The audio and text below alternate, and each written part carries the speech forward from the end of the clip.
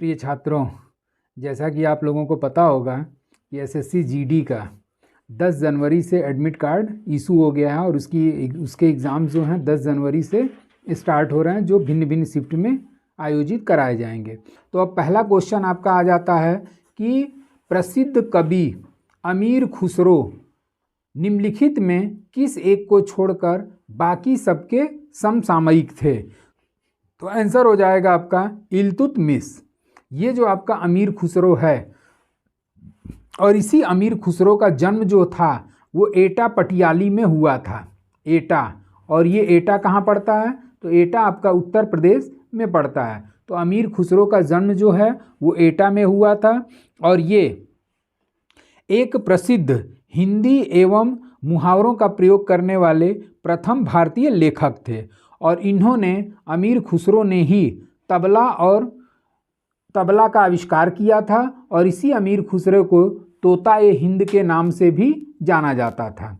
तोता ए हिंद। और ये अमीर खुसरो जो थे, ये अमीर खुसरो सर्वाधिक 7 सुल्तानों का शासन देखे थे। मतलब दिल्ली सल्तनत जो है वो दिल्ली सल्तनत के 7 सुल्तानों का इन्होंने शासन देखा था। अब उस 7 सुल्तानों में आपके जो भी हैं वो उसमें आपके हो जाते हैं अलाउद्दीन खिलजी, गयासुद्दीन बलबन और जलालुद्दीन खिलजी। और इन ये तीनों का इन्होंने सबके समकालीन थे, और जबकि इल्तुतमिश के ये समकालीन नहीं थे। अब आते हैं हम लोग अगले क्वेश्चन पे कि शांति निकेतन का निर्माण किसने किया था? तो इसका आंसर हो जाएगा आपका रविन्द्रनाथ टैगोर। और इसी रविन्द्रनाथ टैगोर ने पश्चिम बंगाल के बीरभूम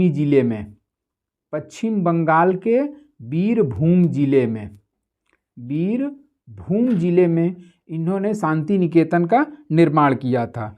और इसी रविन्द्रनाथ टैगोर के द्वारा यहीं पर विश्व भारती विश्वविद्यालय की स्थापना भी इन्होंने किया था। और यही रविन्द्रनाथ टैगोर हैं जिन्हें 1913 में आपका शांति के क्षेत्र का नोबेल पुरस्कार प्रदान किया गया था। तो इस तरीके से इसमें 3 क्वेश्चन आपके निकल गए कि रविन्द्रनाथ टैगोर ने शांति निकेतन का निर्माण किया। दूसरा क्वेश्चन आपका हो जाता है कि विश्व भारती विश्वविद्यालय की स्थापना यहीं पर इन्होंने किया था। और ये शांति निकेतन पड़ता कहाँ है? तो पश्चिम बंगाल के बीरभूम जिले में पड़ता है। अब आते हैं हम लोग अगले क्वेश्चन पे कि 10वीं और 11वीं शताब्दी में भारत आने वाला यात्री अल बरूनी किस देश का था? तो इसका आंसर हो जाएगा उज्बेकिस्तान। और ये जो अल बरूनी है, इस अल बरूनी का जो जन्म हुआ था वो हुआ था आपका 973 ईस्वी में। और 973 ईस्वी में कहाँ पर? तो इसका जन्म जो है उज्बेकिस्तान में हुआ था। और यह युद्धबंदी के रूप में महमूद गजनवी को ये प्राप्त हुआ था, और महमूद गजनवी ने इसको खरीदा था। और महमूद गजनवी के साथ ही यह अल बरूनी भारत आया था, और इसने तहकीक ए हिंद नामक पुस्तक लिखा था। तहकीक ए हिंद नामक पुस्तक की इसने रचना किया था। अब इस पे 3 क्वेश्चन कि अल बरूनी किस देश में पैदा हुआ? तो उज्बेकिस्तान में। और ये किस सन में भारत आया? इसका जन्म जो है 973 ईस्वी में हुआ था। और उसके बाद से यह जो अल बरूनी था, इसके द्वारा लिखित पुस्तक तहकीक ए हिंद है, और यह महमूद गजनवी के साथ भारत आया था। अब अगला क्वेश्चन आता है। अगला क्वेश्चन ये है कि 11 जुलाई को विश्व जनसंख्या दिवस मनाया जाता है। 2022 में विश्व जनसंख्या दिवस की थीम क्या थी? तो इसका आंसर हो जाएगा आपका 11 जुलाई को विश्व जनसंख्या। ये भी क्वेश्चन आपके एग्जाम्स में आ जाता है कि 11 जुलाई को विश्व जनसंख्या दिवस मनाया जाता है, लेकिन 2022 का थीम क्या था? तो इसका आंसर हो जाएगा 8 बिलियन की दुनिया। 8 बिलियन की दुनिया। और उसके बाद से सभी के लिए लचीले भविष्य की ओर, अवसरों का दोहन, और सभी के लिए अधिकार और विकल्प सुनिश्चित करना। तो इस तरीके से इसकी थीम को याद रखिएगा। बस 8 बिलियन की दुनिया, और बाकी ये पूरा जो डिटेल दिया रहेगा वो अपने आप निकल करके आपके सामने आ जाएगा। अब आते हैं अगले क्वेश्चन पे। और अगला क्वेश्चन है आपका वर्ष 1665 में पुरंदर की संधि का प्रत्यक्ष उद्देश्य क्या था? तो इसका आंसर हो जाएगा आपका बी, शिवाजी और बीजापुर के सुल्तान के बीच विवाद का बीज बोना।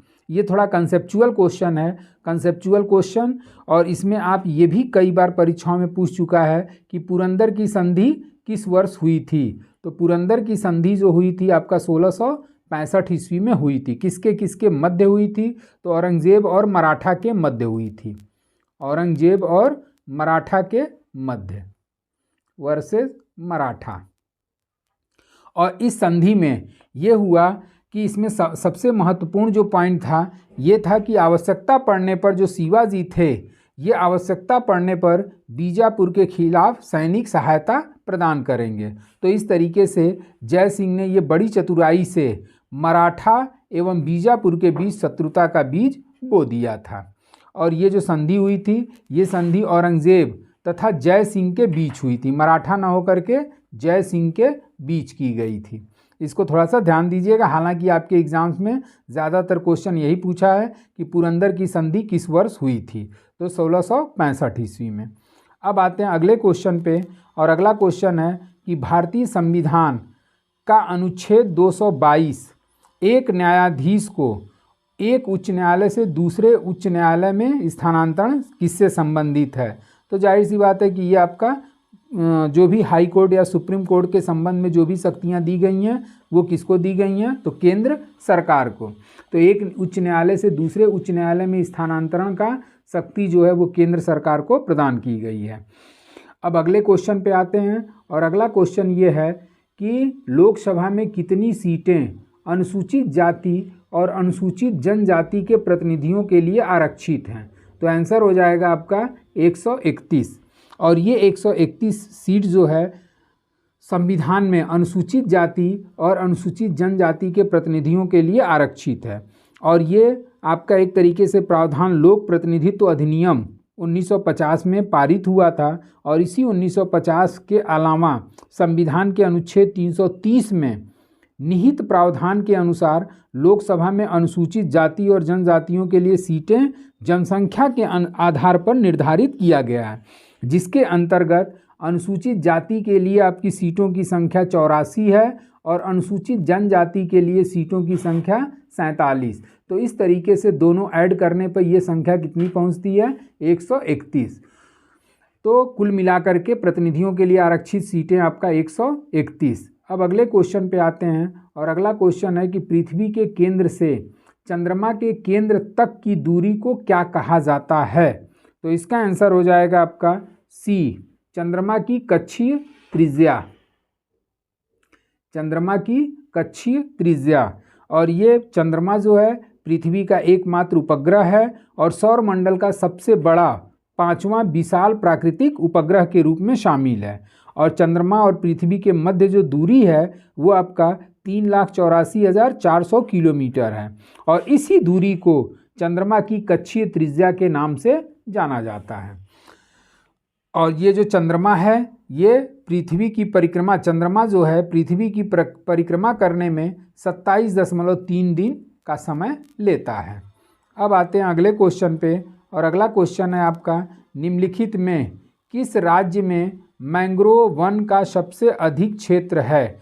तो इसका आंसर हो जाएगा आपका पश्चिम बंगाल।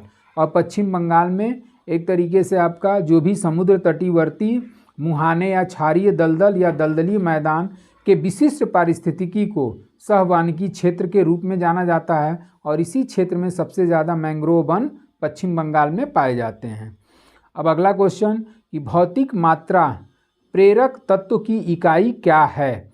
तो इसका आंसर हो जाएगा आपका हेनरी, सी।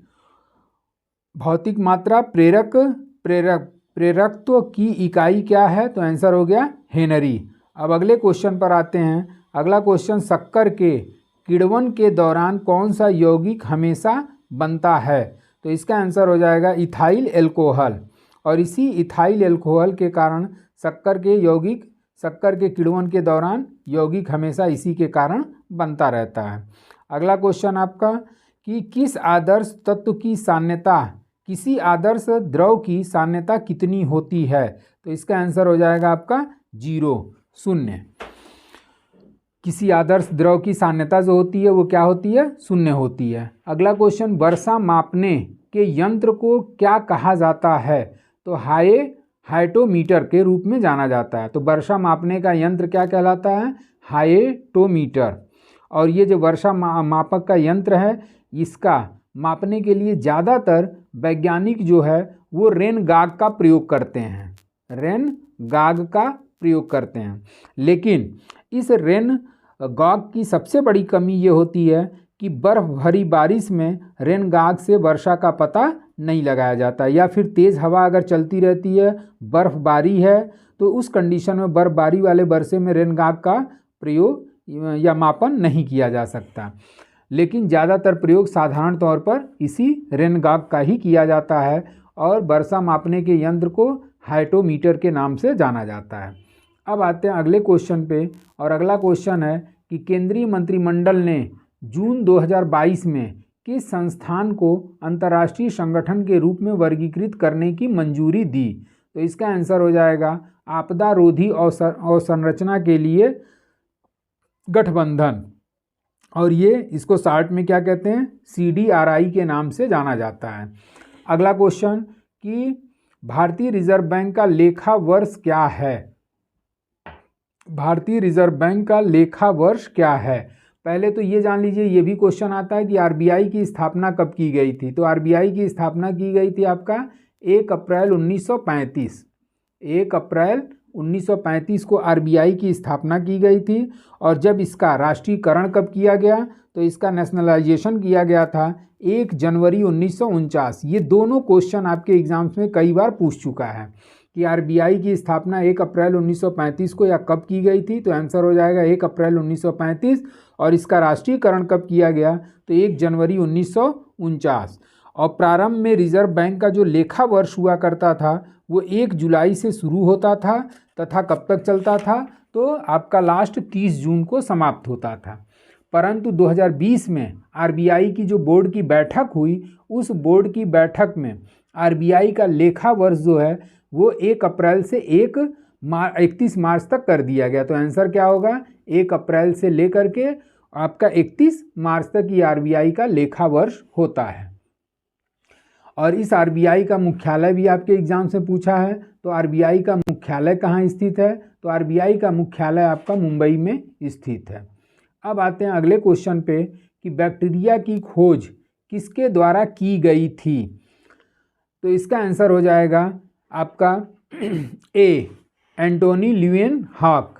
एंटोनी वैन ल्यूवेनहॉक के द्वारा बैक्टीरिया की सबसे पहले खोज की गई थी। और इन्होंने 1676 में सूक्ष्मदर्शी यंत्र के द्वारा इस बैक्टीरिया को देखा था या इसका खोज किया था। तो इसका 1676।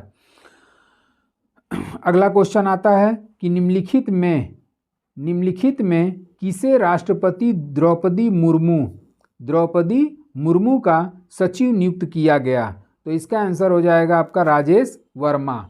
और ये जो IAS राजेश वर्मा हैं, इन्हीं को राष्ट्रपति द्रौपदी मुर्मू का सचिव नियुक्त किया गया। अब अगले क्वेश्चन पे आते हैं, और अगला क्वेश्चन है कि हाल में चर्चा में रहे बीबी माई स्टोरी पुस्तक के लेखक कौन थे? तो इसका आंसर हो जाएगा आपका बेंजामिन नेतान्याहू। और ये बीबी माई स्टोरी के लेखक बेंजामिन नेतान्याहू हैं। अगला क्वेश्चन आपका आ जाता है कि महिला IPL का पहला संस्करण कब आयोजित किया जाएगा? तो इसका आंसर हो जाएगा आपका मार्च 2023 में। और ये पहली बार महिला IPL का संचालन मार्च 2023 में आयोजित किया जाएगा, जिसमें कुल मिलाकर के कितनी टीमें भाग लेंगी? तो इसमें कुल मिलाकर के 5 टीमें भाग लेंगी। अगला अंतिम क्वेश्चन आता है कि हाल ही में किसे यूनेस्को किंग सेजोंग साक्षरता पुरस्कार 2022 के लिए चुना गया? तो इसका आंसर हो जाएगा आपका कलिंग सामाजिक विज्ञान संस्थान भुवनेश्वर। और इसी कलिंग सामाजिक विज्ञान संस्थान को सेजोंग साक्षरता पुरस्कार 2022 के लिए सम्मानित किया गया या चुना गया। और ये जो संस्थान है ये आदिवासियों के लिए विश्व का सबसे बड़ा आवासीय संस्थान के रूप में जाना जाता है।